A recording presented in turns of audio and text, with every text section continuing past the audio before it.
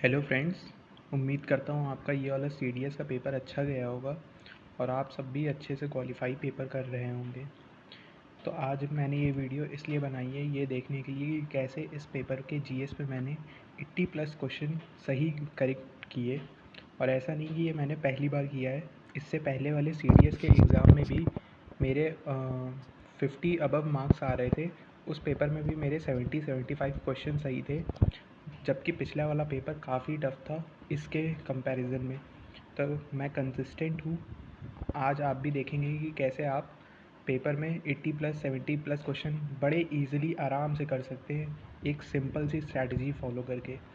तो चलिए देखते हैं। सबसे पहले तो हमें पेपर को डिवाइड करना चाहिए इजी, मीडियम और हार्ड के लेवल में। देखो यार, पेपर इजी है, मीडियम है, हार्ड है, ये सबके लिए अलग अलग हो सकता है, बट हमारे पास एक कोई क्राइटेरिया होना चाहिए जिससे हम पेपर को बताएं कि ये क्वेश्चन इजी था, ये क्वेश्चन मीडियम था, ये क्वेश्चन हार्ड था। और मेरे लिए वो क्राइटेरिया है कि अगर कोई भी क्वेश्चन स्टैंडर्ड सोर्स से आ रहा है, जैसे कि लक्ष्मीकांत, स्पेक्ट्रम या फिर NCERT, तो वो मैं इजी क्वेश्चन की कैटेगरी में मानता हूँ।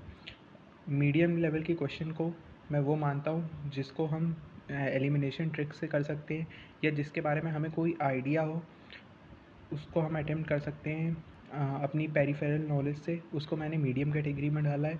हार्ड क्वेश्चन वो हैं जो जिसका कोई सोर्स नहीं है और वो रैंडम क्वेश्चन है। तो चलिए पेपर को एनालाइज करते हैं कि पेपर हार्ड था, मीडियम था कि कैसा था।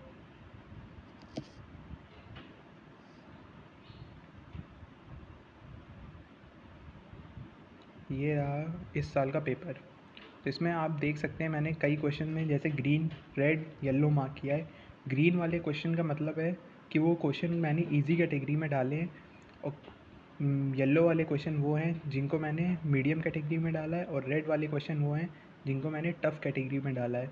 तो सबसे पहला क्वेश्चन 1 इजी कैटेगरी का क्वेश्चन है, क्लास 10 NCERT में दे रखा है और PYQ भी है। ये क्वेश्चन आपको सही करना चाहिए था।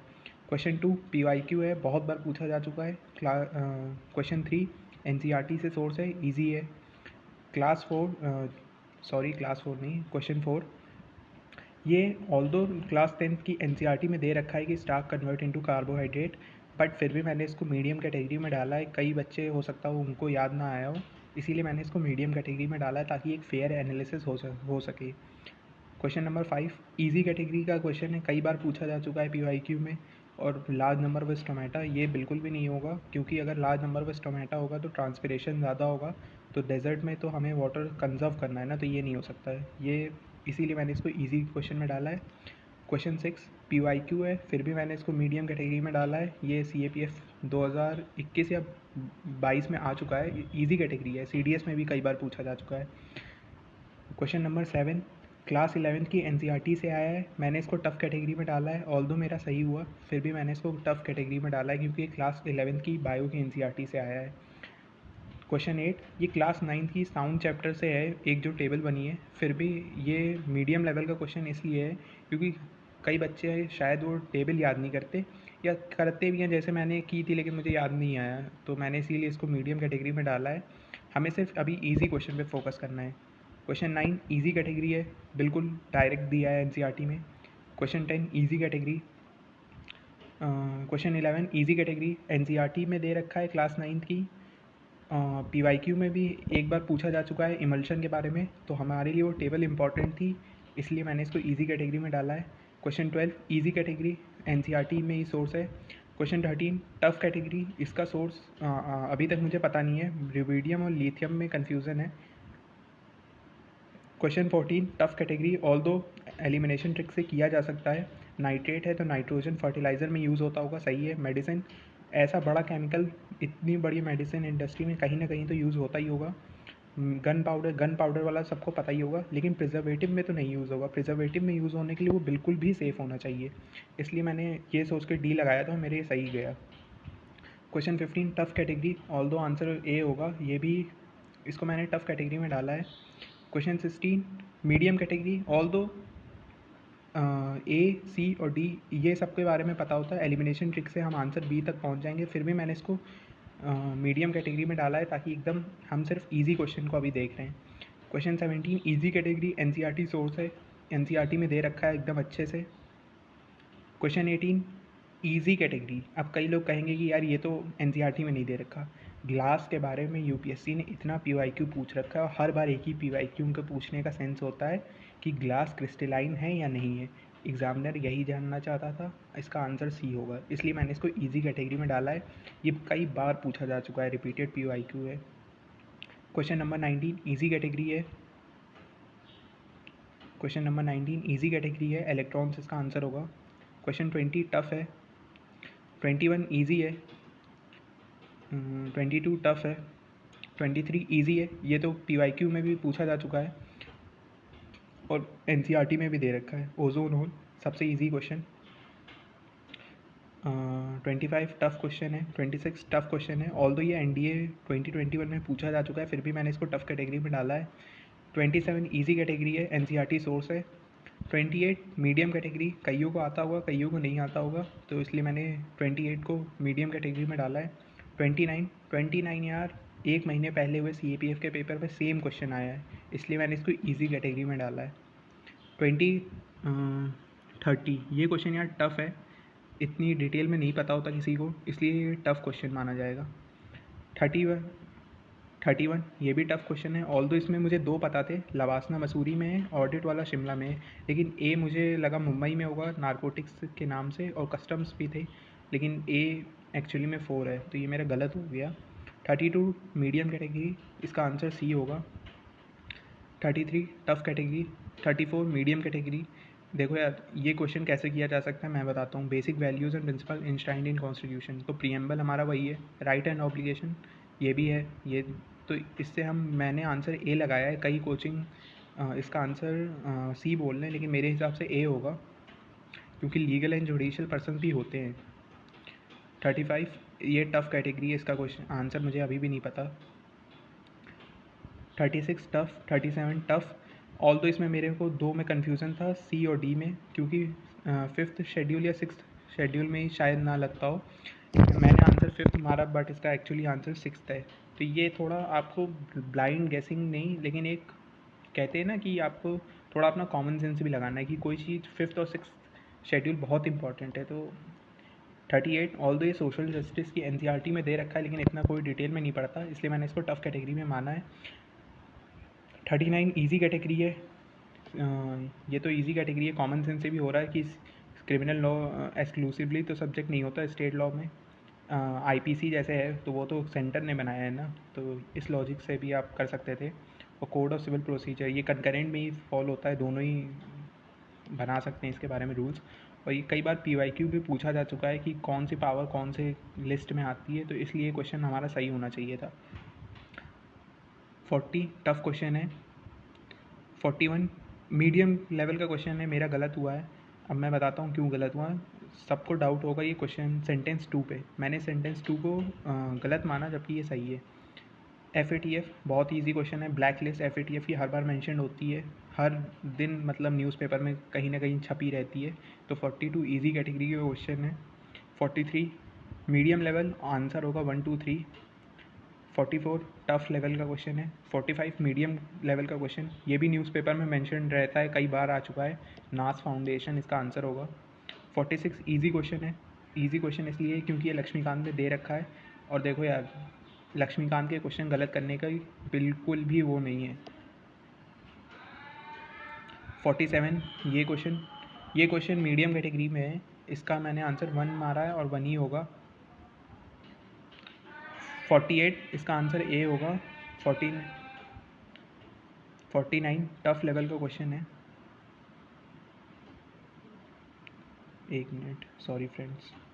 50 इसका आंसर, ये मैंने इजी कैटेगरी में डाला है क्योंकि अभी 18th लोकसभा चल रही है। उससे पहले वाली 16th लोकसभा में हम सबको पता है कौन था, सुमित्रा महाजन थी 2014 वाले टर्म में, उससे पहले मीरा कुमार थी। तो इन दोनों को अगर हमें पता था तो हम आंसर तक पहुँच सकते थे। 51 इजी क्वेश्चन है, कई बार पूछा जा चुका है। अद्वैत विशिष्ट अद्वैत माधवाचार्य का द्वैत शुद्धि मार्ग, कई बार पूछा जा चुका है पीवाईक्यू में। एनसीईआरटी में सोर्स नहीं है, लेकिन पीवाईक्यू में कई बार पूछा जा चुका है, इसलिए मैंने इसको इजी कैटेगरी में डाला है। 53 मेरा आंसर सही निकला, बी था, लेकिन फिर भी ये टफ लेवल का क्वेश्चन है। 53 ये टफ लेवल का क्वेश्चन है, मेरा ये भी सही निकला। कैसे सही था? यवा एंड धान्य, धान्य से ये मैंने पढ़ा था, मेरा ऑप्शनल हिस्ट्री है तो मुझे पता था ये, इसका आंसर बी होगा। 54 इसका आंसर सी होगा, टफ लेवल का क्वेश्चन था। 55 मीडियम लेवल का क्वेश्चन था, इसका आंसर सी मैंने लगाया है, कई लोग बी और सी बोल रहे हैं, चलिए देखते हैं जो भी होगा। 56 मीडियम लेवल का क्वेश्चन है।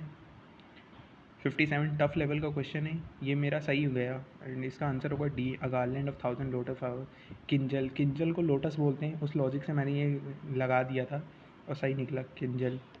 वो प्रायावाची में हम लोग स्कूल में पढ़ते थे ना, तो किंजल, लोटस को किंजल भी कहते हैं हिंदी में, तो उस लॉजिक से मैंने लगाया। लॉ एंड कैपिटल वाला क्वेश्चन मीडियम लेवल का है। ये क्वेश्चन मॉडर्न हिस्ट्री का सबसे मतलब ईजी क्वेश्चन मैं मानूंगा इसको। इसमें इसका आंसर सी होगा, 1 2 3 4 अहोम। ये क्वेश्चन कईयों को टफ लगा होगा बट मैं आपको बताता हूँ ये बहुत ईजी क्वेश्चन है। कैसे है? अभी 1 महीने पहले पेपर में यही सेम क्वेश्चन अहोम्स के बारे में, मैच लॉक के बारे में पूछा गया था CAPF में 1 महीने पहले, तो इसलिए ये क्वेश्चन ईजी है। देख रहे हो CAPF के 2024 वाले से 2 क्वेश्चन आए हैं। 61 मीडियम लेवल का क्वेश्चन। 62 और 63 टफ लेवल का क्वेश्चन है। 64 टफ है, 65 टफ है, ऑल्दो ये उपिंदर सिंह की बुक से है और मेरे नोट्स में ये क्वेश्चन है एकदम डिट्टो, सेम टू सेम मैंने ऐसे ही लिखा है, तो मैंने तो कर लिया था बट ये टफ लेवल का क्वेश्चन है, सबको नहीं पता होगा। 66 ईजी क्वेश्चन है, PYQ है, NCERT में भी दे रखा है। 67 ईजी है, NCERT है, ह्यूमन जोग्राफी में दे रखा है। 68 ईजी है, सिविल, इसके बारे में मुझे लग रहा है सबको ही पता होगा। Lord Willingdon adopted a policy of reconciliation, ये स्टेटमेंट तो बिल्कुल ही गलत है। और India was granted dominion status in 1932, ये सेंटेंस भी गलत है। अगस्त ऑफर में उसने ऑफ़र ही दिया था डोमिनियन स्टेटस, तो फिर वो अगर होता तो क्यों ऑफ़र देता? तो इस लॉजिक से भी अगर आप देखें तो ईजी क्वेश्चन है ये। 69 2 टीयर नहीं था, पूरी कैबिनेट मिशन का यही वो था क्रक्स कि 3 टीयर में थी, तो ये अगर आप क्वेश्चन सेंटेंस 2 को एलिमिनेट करें तो आप आंसर तक पहुंच जाएंगे, इसलिए मैंने इजी कैटेगरी में डाला है। देखो यार, कैबिनेट मिशन, क्रिप्स मिशन, इन सब के बारे में हमें अच्छे से पता होना चाहिए। ये क्वेश्चन गलत हो रहे हैं, दैट मीन्स आपकी पढ़ाई अच्छे से नहीं हुई है। आप कईयों को बुरा लगेगा, आप वीडियो बंद कीजिए, कमेंट में अपने मन की बात लिख दीजिए, लेकिन उससे कोई इंप्रूवमेंट नहीं होगी। मैं सच बोलता हूँ, ये क्वेश्चन इजी कैटेगरी का है। अगर ये क्वेश्चन भी टफ लग रहा है आपको तो आपको सही में पढ़ने की ज़रूरत है और आप मानिए कि ये क्वेश्चन ईजी है, तभी आप इम्प्रूव कर पाएंगे अपने आप को। 70 ईजी क्वेश्चन है, NCERT थीम से आया है। 71 टफ लेवल का क्वेश्चन है। 72 मीडियम लेवल का क्वेश्चन है, मेरे नोट्स में दे रखा है Barak rises from Manipur hills, 1 eliminate हो गया। मानस और पुथिमरी ये ट्रिब्यूटरी है, तो उससे आंसर तक मैं पहुंच गया था। तो घग्गर, हाँ ये घग्गर वाली सही है। ये एक्चुअली में Ghaggar river Indus valley civilisation में मैंने पढ़ा था कि घग्गर डिसअपेयर हो जाती है वहाँ तक, तो ये मेरा सही निकला।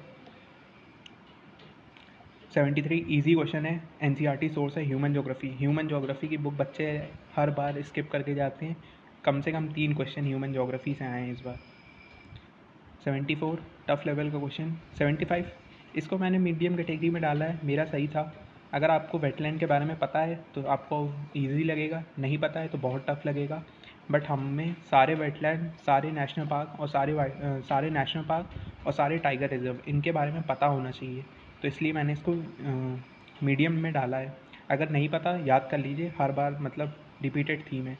अब इजी क्वेश्चन का मतलब ये नहीं कि सारे इजी क्वेश्चन आपके सही होंगे, जैसे 77 बहुत इजी क्वेश्चन है और मेरा गलत हो गया और मुझे अभी भी इसके रिग्रेट हो रहा है कि यार ये क्वेश्चन मैंने कैसे गलत कर दिया, बट ठीक है, इजी क्वेश्चन भी गलत होते हैं, कोई उसमें हैरान परेशान होने की बात नहीं है अगर आपकी इजी क्वेश्चन गलत हुए हैं, कोई बात नहीं। 76 टफ क्वेश्चन है। 78 इजी क्वेश्चन है, Hadley's cell, polar cell, Ferrel cell, सबने पढ़ा होता है इसके बारे में। 79 बहुत ही इजी क्वेश्चन है, इसका आंसर सी होगा। स्टेटमेंट 2 रॉन्ग है, इक्वेटोरियल से जो हो जाती है वो हॉट करेंट लेके जाता है, कोल्ड नहीं जाता है। 80 इजी क्वेश्चन माना जा सकता है, जियोलॉजिस्ट में आ चुका है, लेकिन तब भी मैंने इसको मीडियम कैटेगरी में डाला है ताकि एकदम कम से कम बेयर मिनिमम में जाऊँ मैं। ये क्वेश्चन जियोलॉजिस्ट में सेम क्वेश्चन नहीं था, लेकिन ISCR के बारे में पूछा जा चुका है, इसलिए मैंने मीडियम कैटेगरी में डाला है। ऑल्दो ये क्वेश्चन ईजी था, इसका आंसर डी होगा, महाराष्ट्र। 81 इसका होगा ए, ईजी क्वेश्चन है, NCERT सोर्स है और PYQ में भी पूछा जा चुका है, CDS के ही PYQ है ये। 82 इजी क्वेश्चन है, कई बार पूछा जा चुका है, एनसीईआरटी में भी दे रखा है। आर्क वोल्केनोज 83, ये यार टफ लेवल का क्वेश्चन है। आइलैंड आर्क के बारे में मैंने पढ़ा था, लेकिन मुझे 2 और 3 के बारे में कोई आइडिया नहीं था, तो इसलिए मेरा ये क्वेश्चन गलत हुआ है और टफ कैटेगरी का क्वेश्चन था ये। 84 इजी क्वेश्चन है, एनसीईआरटी सोर्स है। एस वेव, पी वेव सबको पता होता है, कई बार पूछा भी जा चुका है पीवाईक्यू में। 85 टफ लेवल का क्वेश्चन है। बच्चे शायद राजस्थान में कंफ्यूज होंगे कि वहाँ है कि नहीं, लेकिन ये टफ लेवल का क्वेश्चन था। कबानी का आंसर होगा कावेरी। 87 ये टफ लेवल का क्वेश्चन है। कईयों ने आंसर ए दिया है, कईयों ने बी दिया है, मैंने बी किया है, चलिए देखते हैं क्या होता है। 88 एनसीईआरटी की 9th में दे रखा है, लेकिन तब भी ये टफ क्वेश्चन है, इसीलिए मैंने इसको मीडियम कैटेगरी में डाला है, क्योंकि ये क्वेश्चन कई लोग नहीं पढ़ते हैं। 89 इजी क्वेश्चन है, ह्यूमन ज्योग्राफी देखिए, उससे ये क्वेश्चन आया है क्लास 12 की ह्यूमन ज्योग्राफी, सोर्स एनसीईआरटी है।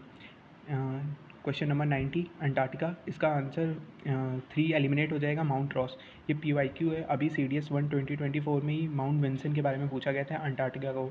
अगर हमें सिर्फ वो लाइन पता थी तो हम ये आंसर कर लेंगे, इसलिए कहता हूँ पीवाईक्यू बहुत ज़रूरी है।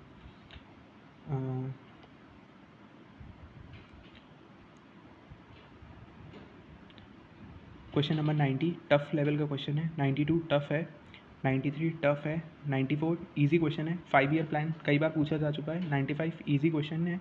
इनविजिबल विजिबल करंट अकाउंट में आते हैं, सबको पता होगा। 96 टफ है। 97 टफ क्वेश्चन। 98 इजी क्वेश्चन है, ये पॉलिटी का इसका सोर्स है, लक्ष्मीकांत में लिखा है। सेंटर स्टेट रिलेशन में surcharge and cess article 271, surcharge and cess share नहीं होता। देखो फ्रेंड्स, मैंने 1 महीने से मतलब पढ़ा नहीं है। मेरा अगस्त 4 को जो पेपर था CAPF का, वो पेपर कितनी ही वजह से ख़राब गया। उसके बाद मेरा यार पढ़ने का बिल्कुल मन नहीं कर रहा था। मैंने 1 महीने से बिल्कुल मतलब किताब तक नहीं खोली, तब भी मुझे देखो आर्टिकल 271 पता है। तो इस लेवल की नॉलेज आपके अंदर भी होनी चाहिए। 99 इजी क्वेश्चन है, मोर्टेलिटी रेट एनसीईआरटी में दे रखा है, ह्यूमन ज्योग्राफी के उसमें दे रखा है, और इकोनॉमिक्स में भी कई जगह दे रखा है, और न्यूज़पेपर में भी कई बार आता रहता है। 100 इजी क्वेश्चन है, डिमांड एंड सप्लाई वाला कंसेप्ट है। 101 CDS 1 2024 में सेम ऐसा ही क्वेश्चन पूछा गया था, इजी लेवल का क्वेश्चन है। 102 tough, 103 tough, 104 tough, 105 easy question है, इंटरेस्ट पेमेंट होगा। इस CAPF 2023 में सेम क्वेश्चन, मतलब 1 रुपये कैसे आया, 1 रुपये कैसे गया, ये फेवरेट थीम है, हर बार पूछा जाता है, इसलिए ये ईजी क्वेश्चन है। 106 इजी क्वेश्चन है, इसका आंसर साइना नेहवाल होगी। जनवरी में करंट अफेयर्स में था, मेरे नोट्स में था। अब करंट अफेयर्स का यार ऐसा सोर्स है ना कि अगर आपके सोर्स में लिखा है तो आप उसे इजी मानोगे, वरना टफ़ है। अगर मेरे में नहीं होता तो मेरे को भी लगता है यार ये टफ़ है। तो करंट अफेयर्स हमें अच्छे जगह से फॉलो करना है, तो आपको सारे क्वेश्चन ईजी लगेंगे। 107 मीडियम लेवल का क्वेश्चन है, आंसर सी होगा, मेरा सही था। हैज़ बीन डिसोसिएटेड, देखो यार stream statement, dissociated from the ministry of Ayush. निष्ठा टफ लेवल का क्वेश्चन है। 109 सबसे टफ, ये मुझे लग रहा है पूरे पेपर का सबसे टफ क्वेश्चन था। 110 इजी क्वेश्चन है। इजी क्वेश्चन कैसे है, एफ्टा के बारे में आ चुका है, कई मैगजीन में भी था, न्यूज़पेपर में भी था। Ice leech no sweet, Iceland, Liechtenstein, Norway, Switzerland, ये मैंने कोड बनाया था EFTA के बारे में, और मुझे एक्सपेक्टेशन थी कि एक क्वेश्चन EFTA से आएगा। CAPF में मैं एक्सपेक्ट कर रहा था, CAPF में नहीं आया, CDS में उन्होंने पूछ लिया। ये मेरे नोट्स में भी था करेंट अफेयर्स के, मैं टेलीग्राम की लिंक दे दूँगा, वहाँ आप मुझे फॉलो कर लीजिएगा। जो भी आगे से मैं करेंट अफेयर्स बनाऊँगा उस पर डालता रहूँगा, ताकि आपकी एकदम थॉरो तैयारी हो। 111 इजी क्वेश्चन है। 112 इजी क्वेश्चन है, ये भी मेरे करंट अफेयर्स के नोट्स में था, ये मेरे करंट अफेयर्स के नोट्स में था। आप चाहेंगे तो मैं एक अलग से वीडियो बना के अपने सोर्स दिखा दूँगा आपको, अगर चाहते हैं तो कमेंट कीजिए, मैं सारे करंट अफेयर्स का आपको सोर्सेज और अपने नोट्स दिखाऊँगा जहाँ से ये क्वेश्चन आए। 113 PM जनमान ईजी है, सोर्स मेरे ही नोट्स थे, करंट अफेयर्स में था, इसलिए मैंने अपने नोट्स में इंक्लूड किया था करंट अफेयर्स वाली कॉपी में। 114 tough, 115 tough, 116 tough, 117 easy question है, ओपनहाइमर, न्यूज़ में था। 118 टफ, 119 मीडियम लेवल का क्वेश्चन है। मीडियम लेवल का क्वेश्चन किस लिए मैंने डाला, इसका आंसर सी होगा। देखो यार, इसमें 3 स्टेटमेंट दे रखे हैं, 3 मतलब 3 फैक्ट है। It was given by the government of India to Sri Lankan naval force, पहला फैक्ट ये, इन 2006, दूसरा फैक्ट ये, and return to the Indian navy in May 2023। 3 fact एक सेंटेंस में गलत होने की चांस ही ज़्यादा ये है। 120 टफ लेवल का क्वेश्चन है। तो मैंने आपको पूरे पेपर का एनालिसिस किया है कि कितने क्वेश्चन टफ थे, कितने इजी क्वेश्चन थे। इजी क्वेश्चन जो मैंने माने हैं उनका मैंने क्राइटेरिया आपको बताया कि क्या क्राइटेरिया है, और आप सब भी ये मानेंगे कि हाँ, जो मैंने इजी, कई क्वेश्चन ऐसे थे जो इजी कैटेगरी में डाले जा सकते थे जैसे ये, तब भी मैंने इसको नहीं डाला। तो एकदम फेयर एनालिसिस की है ताकि एकदम हमें पता चले कि कितने क्वेश्चन डूएबल थे।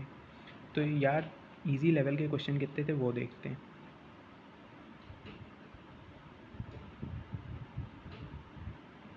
लास्ट पेज पे मैंने लिख रखा है, ये देखिए, इजी क्वेश्चन जो ग्रीन कलर से मार्क है वो 52 है। 52, अगर आपके इसमें 45 भी सही है, देखो यार, इजी है का मतलब ये नहीं कि सारे ही सही होंगे, कुछ तो गलत होंगे ही ना। फिर भी 45 ऐसे क्वेश्चन थे जिनको सही किया जा सकता था और सही करने चाहिए। अगर आप इसमें गलती कर रहे हो तभी आप कंपटीशन से एलिमिनेट हो रहे हो। जब तक आप इजी सही करके आ रहे हो, आप कंपटीशन में हो, आपका पेपर आराम से निकल रहा है। मैंने कई बच्चों को देखा है, उन्होंने अटैम्प्ट ही 40 क्वेश्चन किए हैं, 50 क्वेश्चन अटैम्प्ट किए हैं। अरे भाई, 52 तो ईजी क्वेश्चन है, इनको तो कम से कम पूरे अटैम्प्ट करो। मैं हमेशा कहता हूँ कि सोर्स हमेशा ज़्यादा से ज़्यादा अटैम्प्ट करो, जितने ज़्यादा अटैम्प्ट करोगे उतने ज़्यादा चांसेस हैं नंबर लाने के। मीडियम 21 क्वेश्चन है, तो इन अराउंड 75 क्वेश्चन ऐसे थे जिनको हम कर सकते थे, और इसमें से 50 क्वेश्चन ऐसे थे जिनको आराम से किया जा सकता था, कोई मतलब दिक्कत की बात नहीं थी। भी नहीं पता कि क्या करना है, क्यों करना है, उन जैसे टीचरों से बिल्कुल भी दूर रहे। ये CDS का एग्ज़ाम अब बिल्कुल भी हलवा एग्ज़ाम नहीं है कि कोई भी निकाल लेगा। ये एग्ज़ाम अब डेडिकेशन मांगता है, और डेडिकेशन मांगता है। पेपर बनाने वाला बिल्कुल भी डिफरेंशिएट नहीं कर रहा है कि मैं CDS का पेपर बना रहा हूँ, सिविल सर्विसेज का पेपर बना रहा हूँ, या CPF का बना रहा हूँ। वो सारे ही पेपर में टफ लेवल के क्वेश्चन पूछ रहा है। तो हमें भी अपनी तैयारी उस लेवल की करनी पड़ेगी। हमें भी, मैंने कई बच्चों को देखा है, वो पूछते हैं सर कि लक्ष्मीकांत पूरी पढ़नी पड़ेगी। लक्ष्मीकांत पूरी पढ़ने के बाद भी आपसे सारे क्वेश्चन नहीं होंगे, तो आप लक्ष्मीकांत में कैसे सेलेक्टिव हो सकते हो यार? इतना तो मतलब वो करो। अब कई बच्चों को मेरी बात बुरी लगेगी, बट सच यही है, जब तक आप इस बात को एक्सेप्ट नहीं करोगे, आप में अंदर इम्प्रूवमेंट नहीं आएगी। इम्प्रूवमेंट तभी आएगी जब आप अपनी इस बात को एक्सेप्ट करोगे कि आपको अपने लेवल बढ़ाना पड़ेगा, आपको गियर अप करना पड़ेगा, आपको अपना लेवल अप करना पड़ेगा, तभी आप कंपटीशन में आगे जाएंगे। मैं CDS के लिए कभी अलग से नहीं पढ़ता। क्यों नहीं पढ़ता? क्योंकि मुझे पता है कि मेरे 60 मार्क्स ऑलमोस्ट इंग्लिश में आ जाएंगे। मैं बिना पढ़े इंग्लिश देने जाता हूँ, मेरे 60-65 मार्क्स आ जाते हैं, और 50-55 मार्क्स मेरे आराम से GS के पेपर में आ जाते हैं। तो आराम से मेरे 110-112 आ जाते हैं, OTA मेरा आराम से निकल जाता है, और मैं हर बार OTA का ही फॉर्म भरता हूँ। अब देखो यार, अगर किसी को ये पेपर टफ लगा है ना, तो मैं सही बता रहा हूँ, और इसको अदरवाइज़ मत लेना, लेकिन आपको अपने लेवल अप करने की ज़रूरत है, आपको अपनी तैयारी अच्छी करने की ज़रूरत है। क्योंकि अगर आपको ये पेपर भी टफ लग रहा है तो यार सही बताओ, इसमें मैंने आपको 52 क्वेश्चन ऐसे दिखाए जो स्टैंडर्ड सोर्स से थे, NCERT से थे। आप उन क्वेश्चन को मानो, पहले आप इस बात को एक्सेप्ट करो कि हाँ, ये क्वेश्चन ईजी थे और मुझे सही करने चाहिए, तभी आप अगली बार उसे सही कर पाओगे, तभी आप अपने अंदर इम्प्रूवमेंट लाओगे। अगर आप हमेशा की तरह वही बोलोगे कि यार टफ पेपर था, ये था, वो था, तो आप कभी अपने अंदर इम्प्रूवमेंट नहीं ला पाओगे। इम्प्रूवमेंट तभी आएगी जब आप एक्सेप्ट करोगे कि हाँ, पेपर 52 क्वेश्चन ईजी थे, वो क्वेश्चन मेरे सही होने चाहिए, वो गलत हो रहे हैं तो मेरी गलती है। आप जिस दिन ये बोलना चालू कर दोगे ना, आपका देखो सारे पेपर निकलने चालू हो जाएंगे। तो फ्रेंड्स, यही है, मैं अपने टेलीग्राम की लिंक दे दूँगा, आप उसे ज्वाइन कर लीजिएगा। मैं अपने करंट अफेयर्स के नोट्स वहाँ डाल दूँगा, और आगे की स्ट्रैटेजी, और अगर आप चाहते हैं कि मैं सारे पेपर का सोर्सेज सब्जेक्ट वाइज बताऊँ, तो आप कमेंट कीजिएगा, मैं उसके भी सारे सोर्सेज आपको दे दूँगा कि कौन सा क्वेश्चन किस पेज से आया है, ताकि आपकी एक होलिस्टिक तैयारी हो सके। चलिए फ्रेंड्स, टेक केयर, जय हिंद।